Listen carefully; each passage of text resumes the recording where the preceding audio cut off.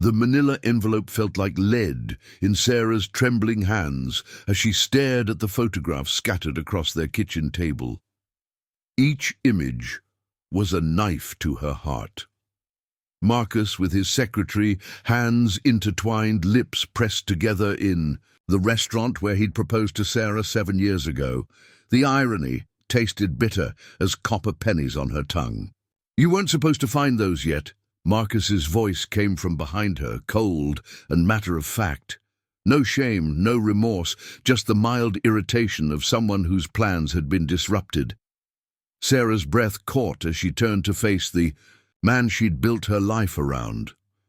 He stood in the doorway wearing his expensive charcoal suit, the one she'd helped him pick out for his promotion last year. His dark hair was perfectly styled, his jaw clean-shaven, and his eyes, those eyes she'd once thought held love for her, were empty of everything except calculation. "Marcus." Her voice came out as barely a whisper.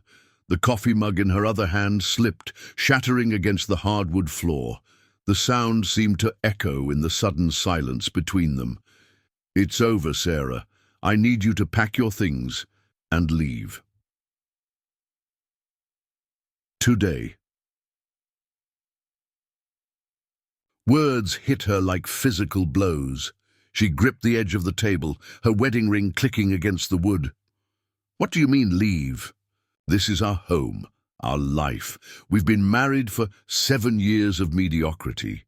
He adjusted his cufflinks with the same casual indifference he might show discussing the weather.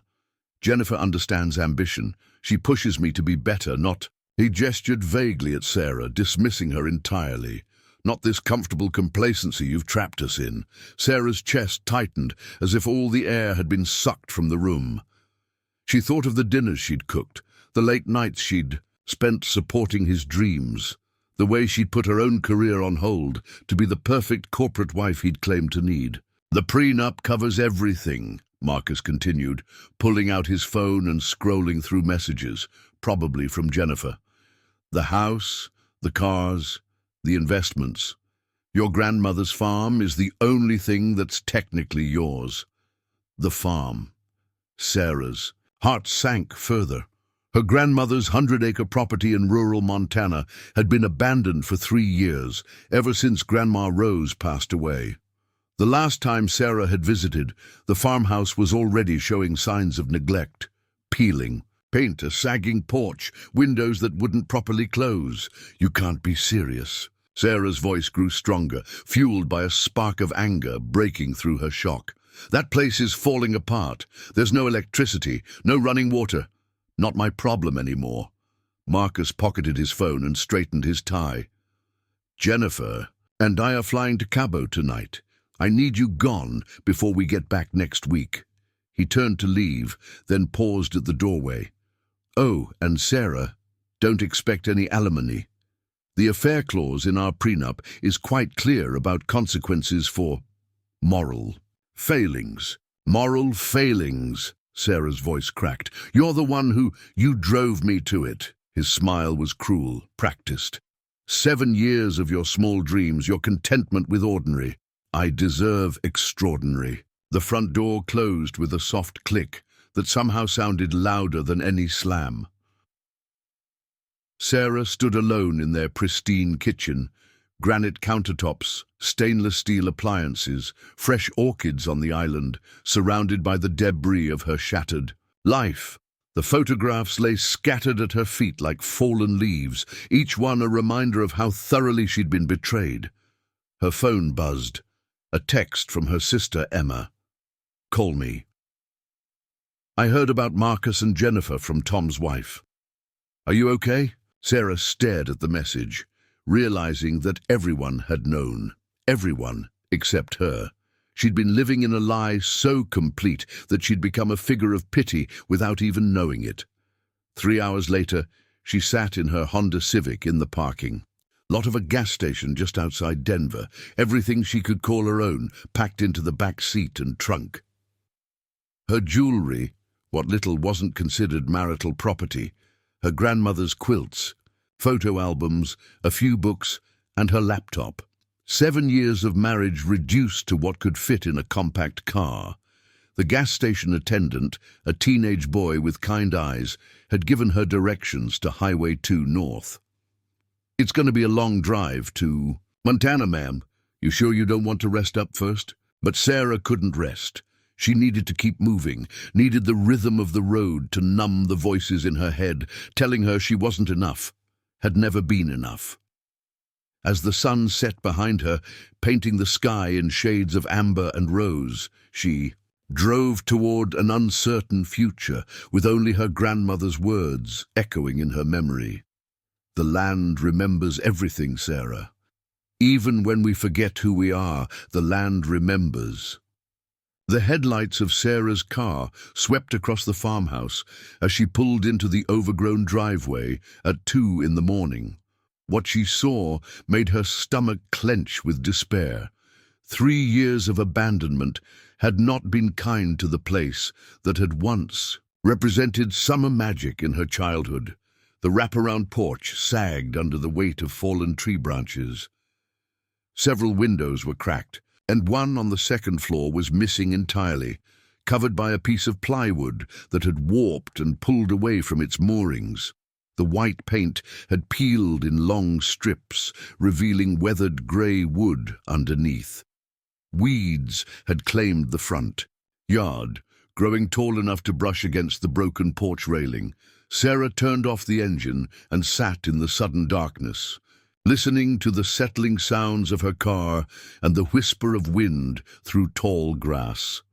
The silence felt absolute, broken only by the distant call of a night bird and the creek running somewhere behind the house. No streetlights, no traffic, no sounds of civilization, just the vast emptiness of rural Montana stretching in all directions. The front door key was where Grandma Rose had always kept it, under the third loose floorboard on the porch.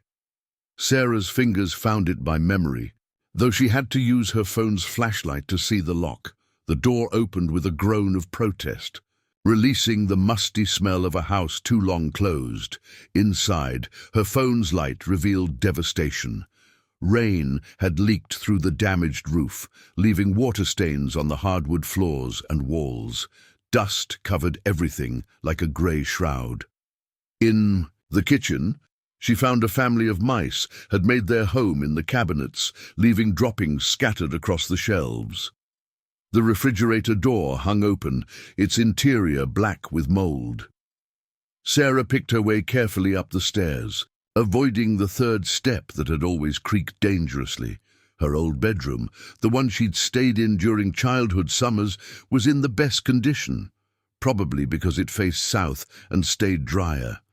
But even here, the wallpaper had peeled, away from the corners, and a family of bats had left evidence of their residency in the windowsill.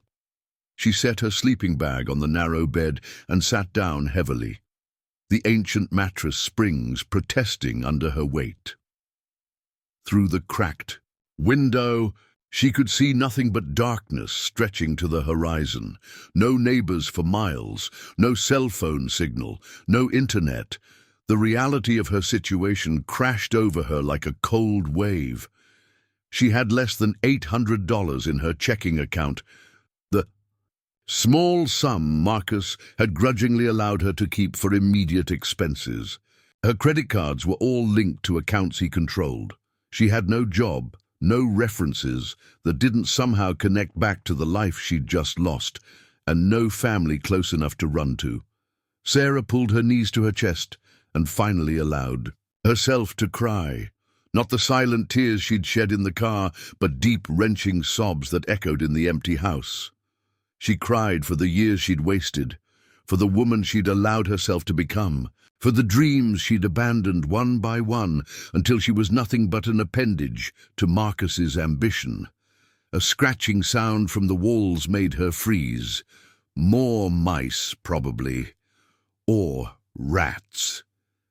She pulled the sleeping bag over her head and tried to block out the sounds of the house settling around her, the whisper of wind through the broken window, the distant howl of what might have been a coyote. Tomorrow, she would have to figure out how to survive. Tonight, she just had to endure. As dawn broke grey and cold through the dirty windows, Sarah woke to discover that her first challenge was more immediate than she'd realized. The hand pump at the kitchen sink brought up nothing but rust-colored sludge. The electricity had been disconnected years ago. The propane tank for the old stove was empty. Even the outhouse behind the farmhouse had partially collapsed, its door hanging askew on broken hinges. She made a mental inventory of her challenges. No power, no clean water, no heat, no working bathroom, a leaking roof, broken windows, and a house full of creatures that belonged there more than she did. The nearest town was Willow Creek, population 847, 15 miles away down a dirt road that looked like it would be impassable in bad weather. But as she stood in the kitchen, wrapped in her grandmother's wedding quilt and sipping lukewarm bottled water, something caught her eye. On the windowsill, above the broken sink, sat a small clay pot with something green pushing through the soil. Despite 3 years of neglect, something was still growing here. Sarah knelt and examined the plant more closely. It was a tomato seedling, grown from a seed that must have fallen from one of her grandmother's last harvests. Somehow sustained by nothing but rainwater from the leaking roof and the thin Montana sunlight filtering through the dirty window, it had survived. "Okay," she whispered to the plant, her voice hoarse from crying. "If you can make it, maybe I can too." The words felt like a promise. To the plant, to her grandmother's memory, and to whatever was left of herself that Marcus hadn't managed to destroy.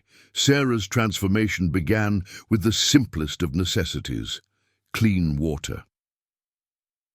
On her 3rd day at the farm, she drove her Honda into Willow Creek, a cluster of weathered buildings clinging to existence along Highway 2. The town consisted of a gas station, a diner called Rosie's, a feed store, a small grocery, and a library housed in a building that might have been grand in 1952. She'd showered at the truck stop outside town, paying $5 for 10 minutes of lukewarm water and harsh soap. It was humbling, but it was also the first time in days she'd felt human. The librarian, a woman, in her 60s, with steel-grey hair and kind eyes behind wire-rimmed glasses, looked up as Sarah entered. "You must be Rose McKenna's granddaughter. I'm Patricia Wells. Your grandmother and I were friends." Sarah felt a flush of surprise. "You knew her?" Everyone knew Rose. She was special. Patricia gestured to a corner table.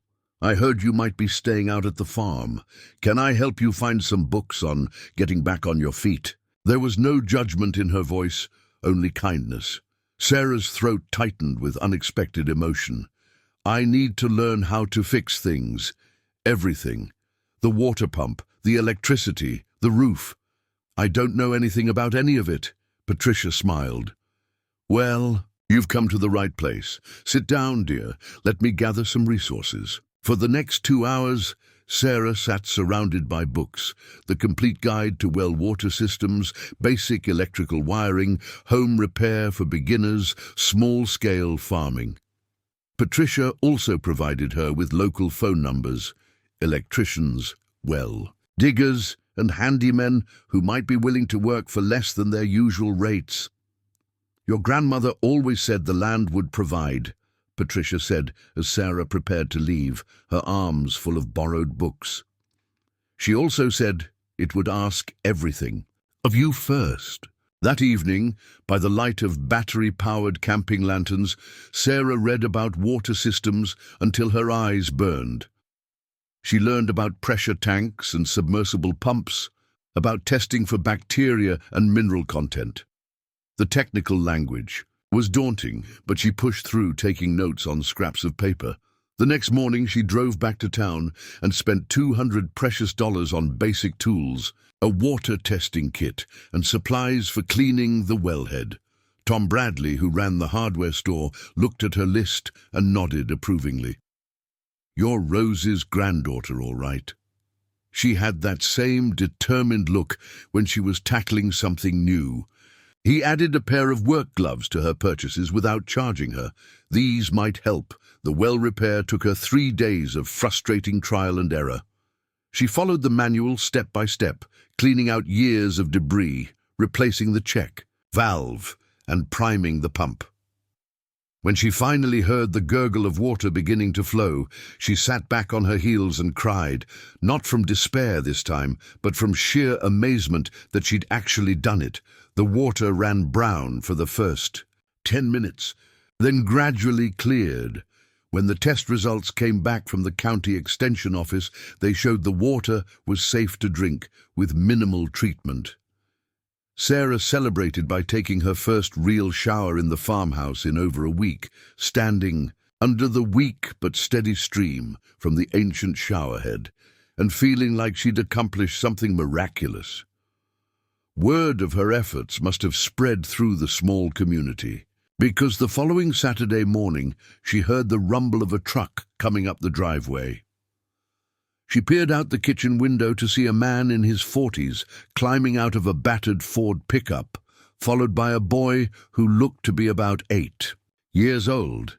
Sarah opened the front door cautiously. The man was tall and lean, with calloused hands and the kind of deep tan that came from years of outdoor work. His dark hair was flecked with grey at the temples, and his brown eyes held a wariness that spoke of his own share of hardships. "I'm Jake Morrison," he said, removing his baseball cap. "This is my son, Danny. We live about 2 miles north of here. Heard you might need some help with the heavy work." Danny stepped forward, his gap-toothed grin infectious. "Dad says you're fixing up Miss Rose's place all by yourself." "That's pretty cool." Sarah felt a flutter of panic.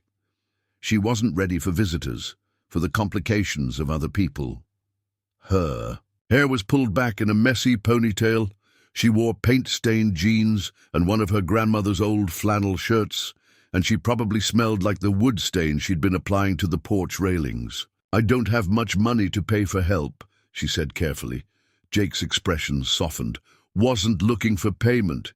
Your grandmother helped my wife when Danny was born, brought us meals for weeks, sat with Jenny when she was scared about being a new mother." His voice caught slightly. "She passed away 2 years ago. Cancer." Rose was one of the few people who came to the funeral. Sarah's chest tightened with emotion. Her grandmother had never mentioned this family in their phone calls, but that was just like Grandma Rose, helping people quietly, without making a show of it. "I'd like to return the favor if you'll let me," Jake continued.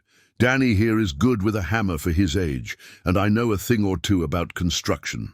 Looking at them, this man offering help without expecting anything in return, this boy bouncing on his toes with excitement at the prospect of a project. Sarah felt something shift inside her chest. Maybe she didn't have to do everything alone. "The roof needs work," she heard herself saying, "and several windows need to be replaced." Jake's grin transformed his entire face. "Well then, we better get started." 3 weeks into their weekend partnership, Sarah began to look forward to the sound of Jake's truck in her driveway. He and Danny had become fixtures at the farm, arriving every Saturday morning with thermoses of coffee and a cooler full of sandwiches that Danny had proudly helped make. Under Jake's patient guidance, Sarah had learned to patch shingles, replace window panes, and rewire the electrical system in the kitchen. Her hands had developed calluses, her arms had grown stronger, and she discovered a deep satisfaction in physical work that her years as a corporate wife had never provided. Danny had appointed himself supervisor of all projects, chattering constantly about school, his friends, and his elaborate plans for the farm's future. "You should get some chickens, Miss Sarah," he announced one afternoon as they took a break from installing new gutters. "Chickens are easy, and then you'd have eggs every day." "I don't know anything about chickens," Sarah protested. "My mom used to have chickens," Danny said, his voice growing quieter. "Before she got sick, she said they were like little dinosaurs, all fierce and funny." Jake's hands stilled on the hammer he'd been using. Sarah saw the shadow that crossed. his face whenever Danny mentioned his mother, and her heart ached for both of them. "Tell you what," she said impulsively. "If you help me research chickens, find out what kind of coop they need, what to feed them, all that stuff, maybe we can look into getting a few come spring." Danny's face lit up like a Christmas tree. "Really? You mean it?" "I mean it." That evening, after Jake and Danny had gone home, Sarah found herself thinking about the easy way Danny had slipped his small hand into hers while they'd discussed the chicken project, and how natural it had felt to ruffle his hair when he'd helped her measure lumber. She thought about Jake's quiet strength, the way he explained things without making her feel foolish, how his eyes crinkled when he smiled.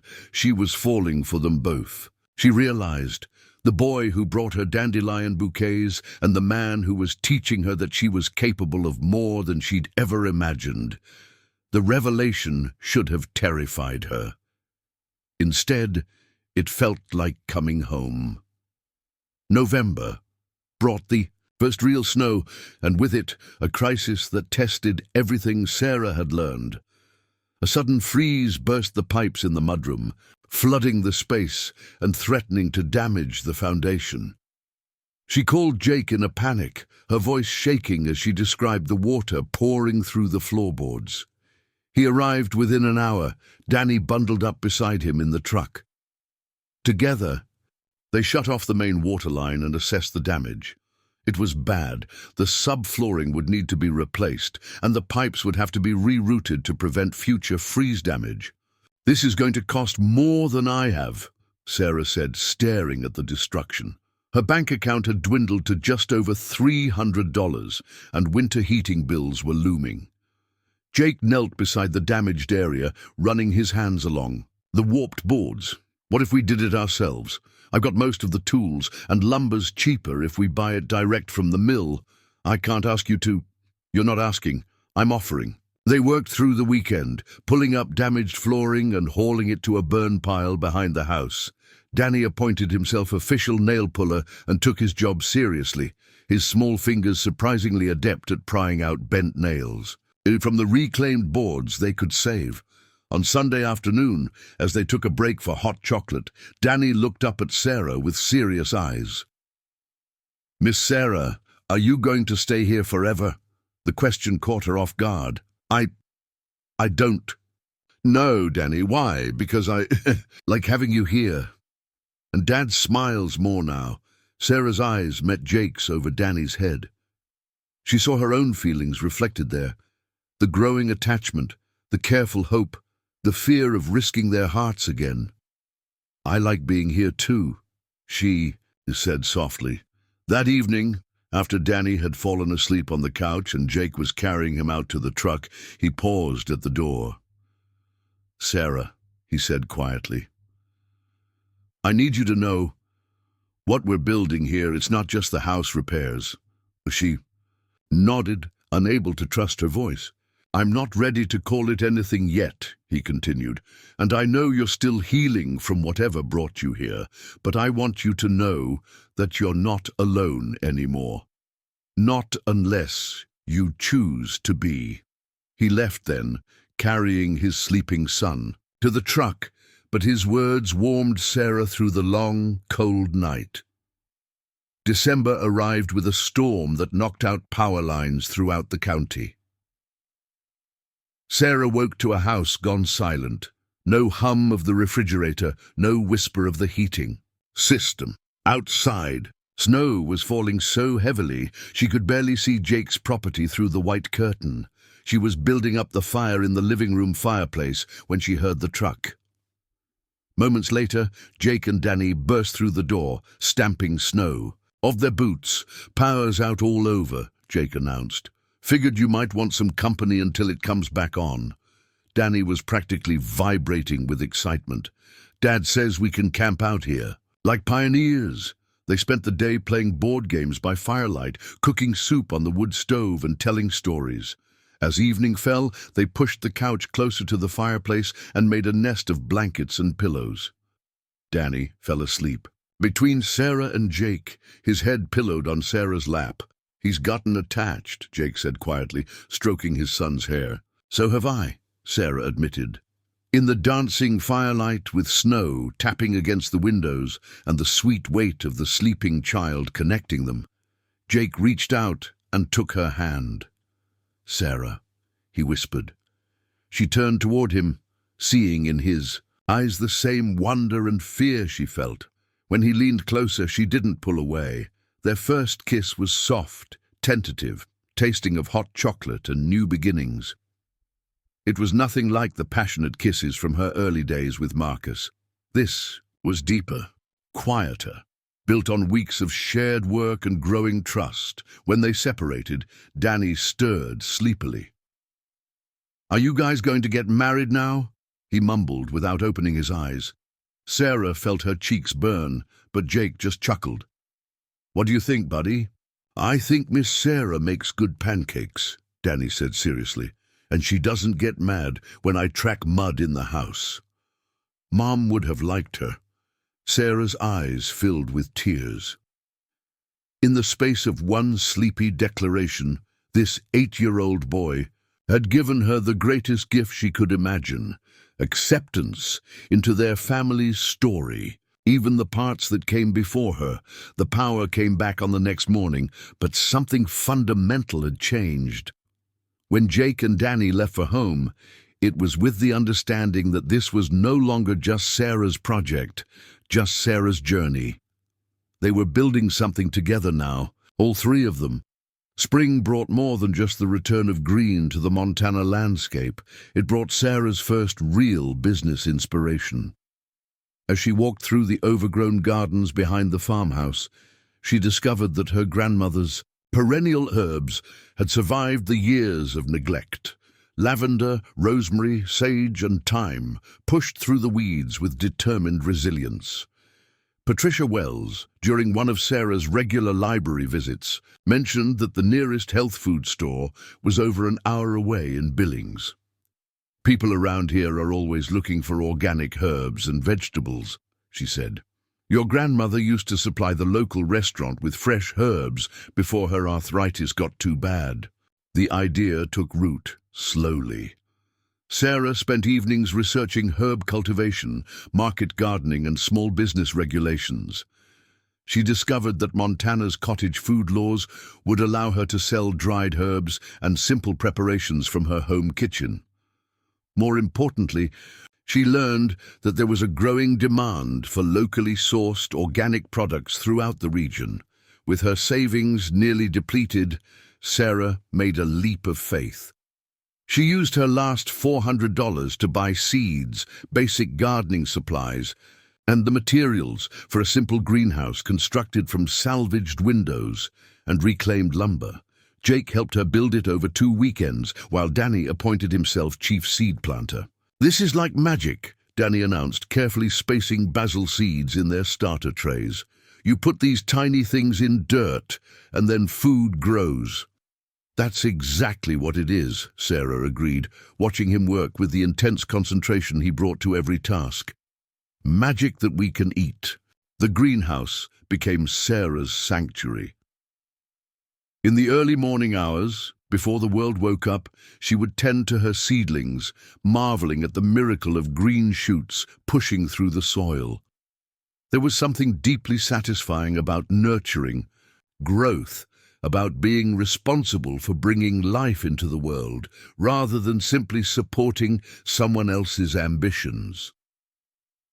Her first harvest was modest: a few pounds of mixed salad greens, some early herbs, and a handful of cherry tomatoes.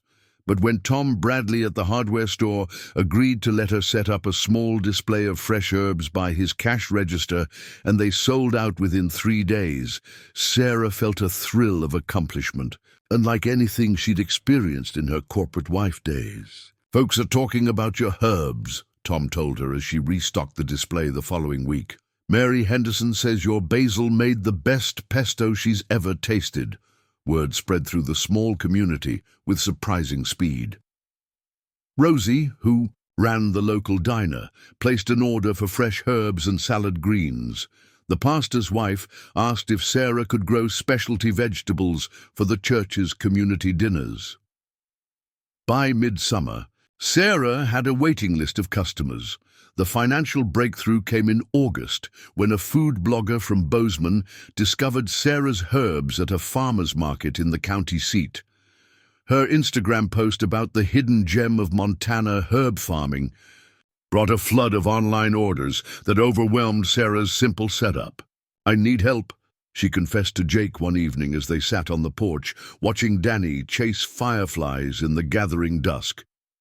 "I've got orders for more herbs than I can possibly dry and package by myself." "What kind of help?"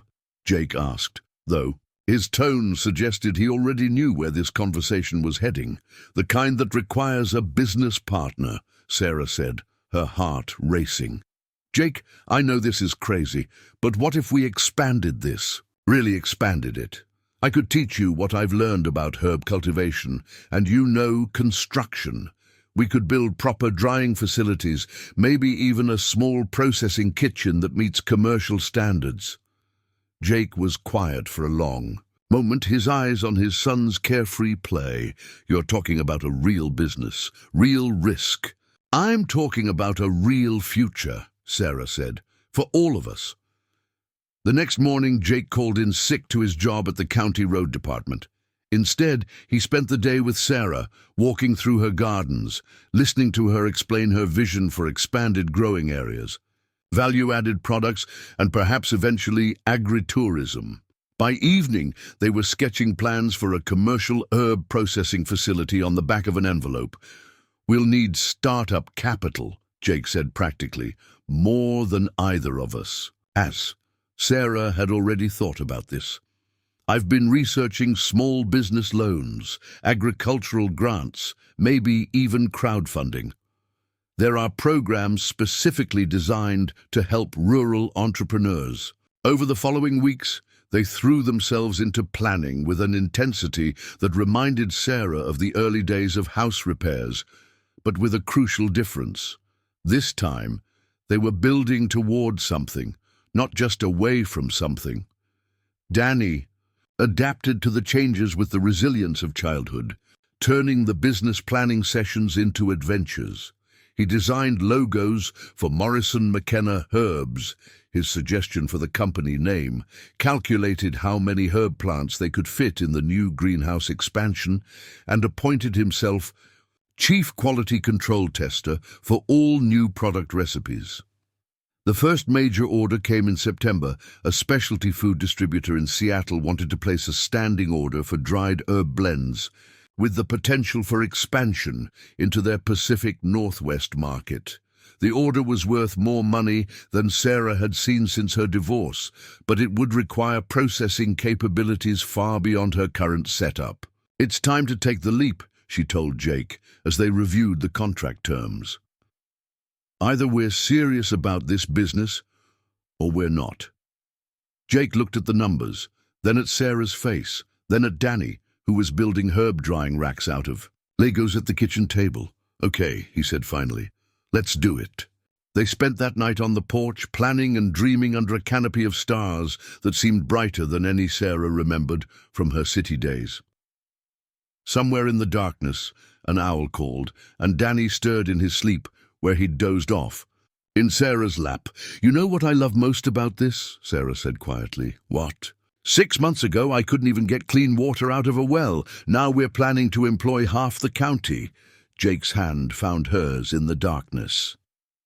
"Your grandmother would be proud." "I think she'd be amazed," Sarah corrected. "I know I am." By the following spring, Morrison McKenna Herbs had transformed not just the farm, but Sarah's understanding of what she was capable of achieving. The business had grown from her simple greenhouse operation to a legitimate agricultural enterprise, complete with organic certification, a commercial processing kitchen, and contracts with specialty food stores throughout the Mountain West. More importantly, it had become a lifeline for other women in the area who found themselves in situations similar to Sarah's past. Women who needed not just employment, but empowerment. The transformation began when Lisa Park, a recently divorced mother of 2, answered Sarah's advertisement for seasonal help. Lisa arrived for her interview with dark circles under her eyes, and that particular tension Sarah recognized. From her own darkest days, the look of someone who'd been told too many times that she wasn't capable of surviving on her own. "I don't have much experience with farming," Lisa admitted, twisting her hands in her lap. "My ex-husband always said I couldn't even keep houseplants alive." "Your ex-husband was wrong about a lot of things, I imagine," Sarah said gently. "The question is, are you willing to learn?" Within a month, Lisa had proven to be a natural at the delicate work of herb cultivation. More importantly, Sarah watched her transform from a woman who spoke in whispers to someone who could confidently manage the farmer's market booth and negotiate with restaurant buyers. Lisa's children, 7-year-old Emma and 5-year-old Tyler, became fixtures at the farm after school, helping Danny with his self-appointed task of quality control testing. "It's like watching a flower bloom," Jake observed one evening, as they watched Lisa patiently teaching Emma how to braid lavender stems for the craft market. "She's becoming who she was meant to be." Sarah knew exactly what he meant. The farm was becoming something she'd never intended, not just a business, but a place of healing and transformation. When word spread about the supportive environment Sarah had created, other women began to find their way to the farm. Jennifer, whose husband had controlled every aspect of their finances until she felt incapable of even writing a check. Maria, who'd never been allowed to work outside the home and was struggling to support her family after her husband's abandonment. Sandra, a widow who discovered that her late husband had left her with nothing but debt and a lifetime of believing she had no skills to offer the world. Each woman brought her own story of diminished dreams and crushed confidence. Each found, in the patient work of growing and nurturing plants, a pathway back to believing in her own capabilities. "What you're building here," Patricia Wells observed during one of her visits to the farm, "it's about more than herbs." Sarah nodded, looking out over the expanded gardens where 6 women were working alongside seasonal employees from town. "It's about proving that we're capable of more than we've been told." The business success followed naturally. Morrison McKenna Herbs was featured in Montana Living magazine as an agricultural success story with heart. Their herb blends won awards at the state fair. Requests for their products came from as far away as California and New York. But Sarah's proudest moment came on a crisp October morning when Lisa approached her with a carefully prepared business proposal. "I want to start a subsidiary," Lisa announced, her voice steady and confident. "Specialty teas blended from our herbs, marketed specifically to women's wellness. I've been researching the market, and I think we could capture a significant share of the online wellness tea market." Sarah read through Lisa's proposal, impressed by its thoroughness and market research. "This is excellent work, Lisa. Really professional." "I've been taking business classes online," Lisa admitted. "At night, after the kids go to bed. I figure, if I'm going to be a partner in this business, I should know what I'm talking about." "Partner?" Lisa's cheeks flushed, but her voice remained strong.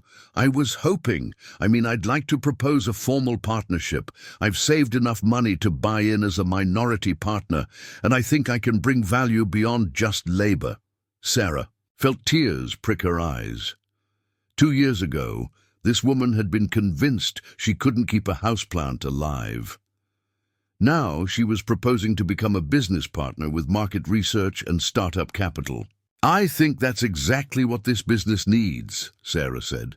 The partnership papers were signed on Thanksgiving Day, with Jake as witness and all the children present for the celebration. Danny had appointed himself Chief Operating Officer of She. The kids' division, Emma was the official taste tester for new tea blends, and Tyler had claimed the title of Director of Garden Security. He took great pride in chasing away the rabbits that tried to nibble their herbs. That evening, as they all gathered around the farmhouse table for a Thanksgiving dinner that bore No resemblance to the formal affairs Sarah had hosted during her marriage. She looked around at the faces surrounding her and felt overwhelmed with gratitude. "I want to make a toast," she announced, raising her glass of apple cider, "to second chances and to the family we choose." "To strong women," Lisa added, raising her own glass. "To good dirt and sunshine," Danny contributed solemnly, making the adults laugh. "To coming home," Jake said quietly, his eyes meeting Sarah's across the table. As they clinked glasses, Sarah reflected on the journey that had brought her to this moment. 3 years ago, she'd been abandoned at this very farm, convinced she was worth nothing more than the failure of her marriage. Tonight, she was surrounded by people who saw her not as someone else's discarded wife, but as Sarah, business owner, mentor, partner, mother figure, and beloved. The transformation wasn't just hers. The old farmhouse glowed with warmth and laughter, its rooms filled with the sounds of a chosen family gathering. The gardens outside were dormant for winter, but they held the promise of spring, of growth, of abundance yet to come. "You know what I'm most thankful for?" Sarah said, looking around the table. "Learning that being abandoned was actually being set free." The confrontation Sarah had both dreaded and anticipated for 3 years came on a grey December afternoon, just as she was closing the farm store for the day. She looked up from counting the till to see a familiar figure standing in the doorway. Marcus, looking older and somehow smaller than she remembered. His expensive suit was wrinkled, his hair less perfectly styled, and there were new lines around his eyes that spoke of stress and sleepless nights. He stepped inside, glancing around the transformed space with obvious surprise. "This is not what I expected," he said, taking in the shelves lined with neatly labeled herb products, the professional displays, the framed magazine articles featuring Morrison McKenna herbs. Sarah finished counting the 20s before looking up. "What did you expect, Marcus?" "I thought—" He gestured vaguely. "When I heard you were living on your grandmother's farm, I pictured something more rustic." "You mean you pictured me failing?" Sarah's voice was calm, matter of fact. "What are you doing here?" Marcus shifted, uncomfortably, his confident corporate mask slipping. "Things haven't worked out the way I planned. Jennifer and I— It's complicated. The business took some hits during the economic downturn, and some of my investments went south." Sarah waited, saying nothing. She'd learned the power of silence during her years of healing. "I made mistakes," Marcus continued. "Big ones. I'm in debt, Sarah. Serious debt. I lost the house, the cars, most everything." He looked at her with something that might have been hope. "I was thinking, maybe we could talk about getting back together, starting over." The words hung in the air between them. 3 years ago, they might have shattered Sarah's carefully rebuilt confidence. Now, they simply felt surreal. "You're not serious," she said finally. "I am. I know I hurt you, but people change. I've changed. I realize now what I threw away." Sarah studied his face, seeing the desperation he was trying to hide. "What you threw away was a woman who would have done anything to support your dreams. What you're looking at now is someone entirely different. Sarah, be practical. This place, or what you've built here, it's impressive, but it's small time. We could take this concept, scale it up, turn it into something really significant. I still have connections, contacts who could—" "No." The word came out sharp and final. Marcus blinked, clearly not having expected such immediate rejection. "You haven't even heard my proposal. I don't need to. Marcus, you spent 7 years convincing me I was ordinary, small, mediocre. You were. Wrong then, and you're wrong now about what constitutes success." Sarah gestured toward the window, where the lights of the processing facility were visible across the farmyard. "This small-time operation employs 12 people full-time and 6 more seasonally. We've helped 4 women start their own subsidiary. Businesses. We're profitable, growing, and making a real difference in people's lives. But the potential is being fulfilled exactly as it should be. Sarah's voice grew stronger. I don't need your vision of success anymore, Marcus. I've found my own. Marcus's mask slipped completely then, revealing the fear underneath. Sarah, I'm asking for help. For old times' sake. For old times' sake? Sarah almost laughed. The old times when you told me I was worthless? When you made me feel like a failure for wanting simple happiness? When you abandoned me here with nothing? I know I wasn't perfect. You weren't imperfect, Marcus. You were cruel. There's a difference. The bell above the door chimed, and Jake entered with Danny close behind. They stopped short when they saw Marcus, and Sarah watched her.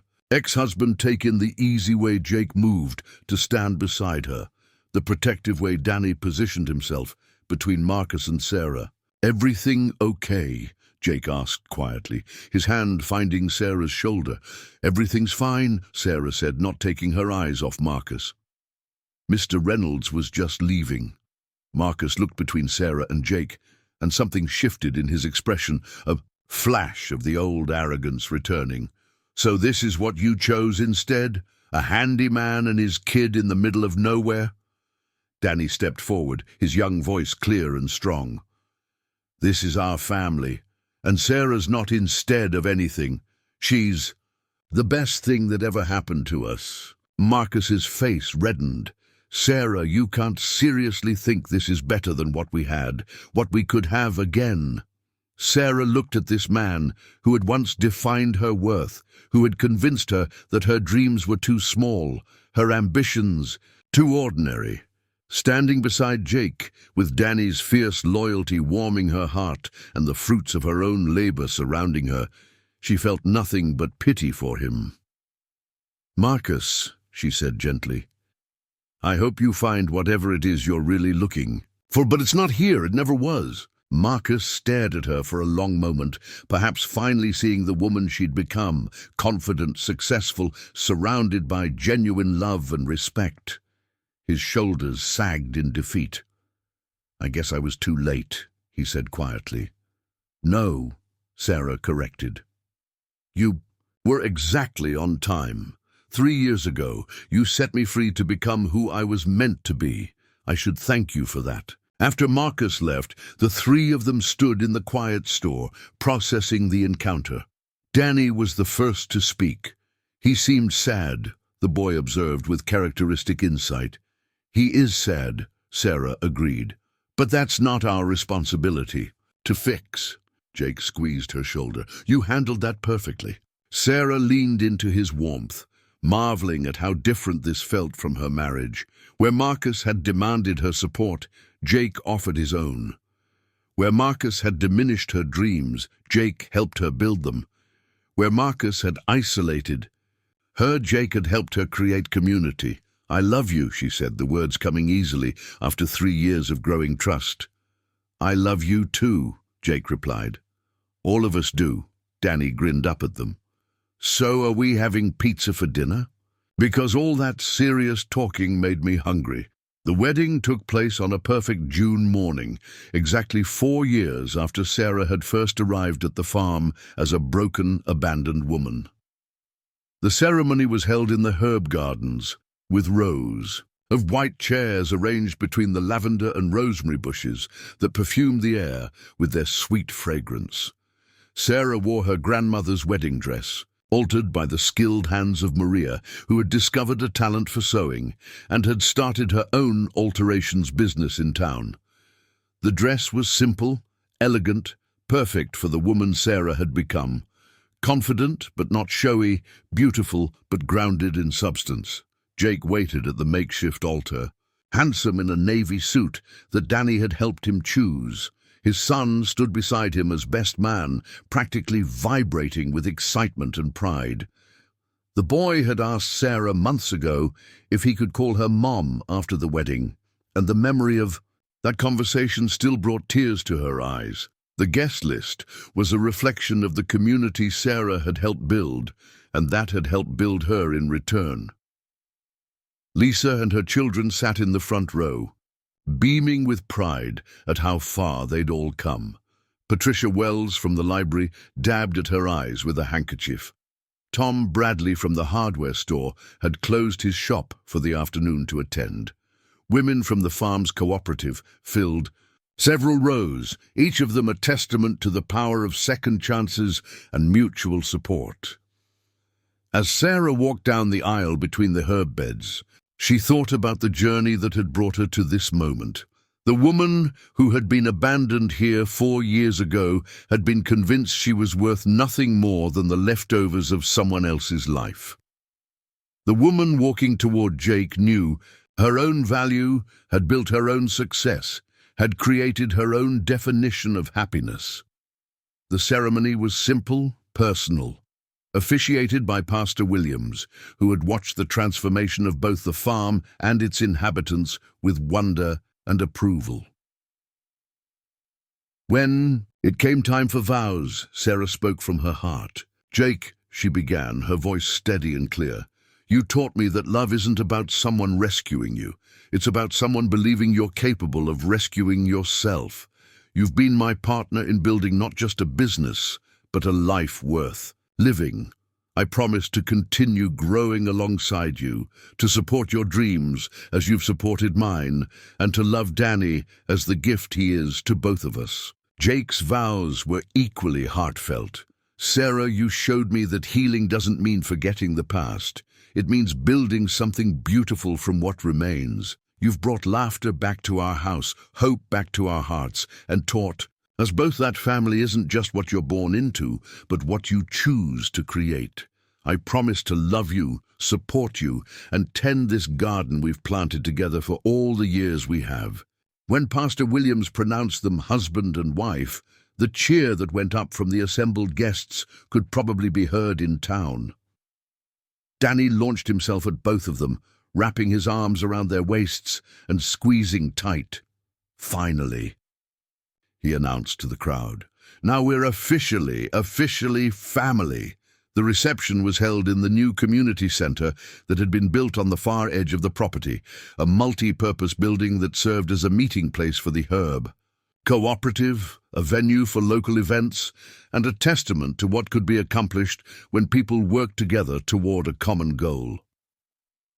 As evening fell and the celebration continued under strings of lights that Jake and Danny had hung in the trees, Sarah found herself standing at the edge of the gardens, looking out over everything they'd built together. The processing facility hummed quietly in the distance. The greenhouses glowed softly with their automatic lighting systems. The farmhouse. Windows sparkled with warmth and laughter. "Having second thoughts?" Jake asked, coming up behind her and wrapping his arms around her waist. "Just the opposite," Sarah said, leaning back against his chest. "I'm thinking about how perfect this all is. Not perfect like flawless, but perfect like complete." "I know what you mean." Jake's voice was warm against her ear. 4 years ago, I was just trying to survive each day without Jenny. Now I can't imagine any other life than this one."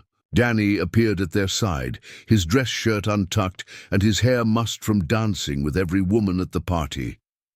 "Mom, Dad says we can have cake for breakfast tomorrow since it's a special weekend." "Mom." Sarah's heart swelled every time he said it. Did he now? Well, I suppose one morning of cake for breakfast won't hurt.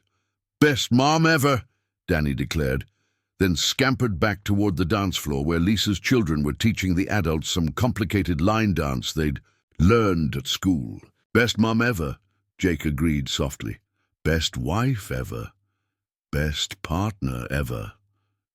Sarah turned in his arms, looking up at the man who had helped her discover her own strength.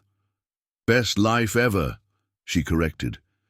As they walked back toward the celebration, hand in hand, Sarah caught sight of something that made her smile. In the herb garden where they'd just been married, the little tomato plant that had given her hope during her darkest hour had grown into a massive, productive vine, heavy with fruit and sprawling across the support structure Jake had built for it years ago. Some things, Sarah reflected, were worth waiting for. Some seeds took time to find the right soil, the right conditions, the right combination of sunshine and rain to truly flourish. But when they did, they could grow beyond anything you'd ever imagined possible. The farm that had once represented her rock bottom had become her foundation. The community that had started with one broken woman and a neglected property now employed dozens of people and supported multiple businesses. The love that had begun with quiet friendship and shared work had grown into something deeper and more sustainable than any passion she'd known before, as the music swelled and the laughter of their chosen family filled the night air. Sarah Morrison, wife, mother, business owner, community leader, danced under the Montana stars and knew that the best of her story was still being written. The land remembered everything just as her grandmother had promised, and what it remembered now was not abandonment and despair, but transformation, growth, and the kind of love that put down roots and flourished for generations to come.